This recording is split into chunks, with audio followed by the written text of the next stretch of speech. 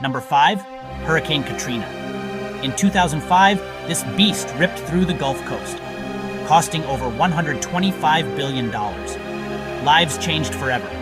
Next up, Typhoon Haiyan. In 2013, it slammed the Philippines. Winds at 195 miles per hour. 7,000 lives lost. Absolute devastation. Third place, the Great Galveston Hurricane. 1900. No satellites, no warnings. 8,000 souls perished. America's deadliest. Number 2, Bola Cyclone. 1970, East Pakistan, now Bangladesh. 500,000 lives gone in one night. Unimaginable. And the most catastrophic storm ever, Typhoon Tip. 1979. The largest storm ever recorded. 1,380 miles wide. That's the distance from New York to Miami. Unstoppable force.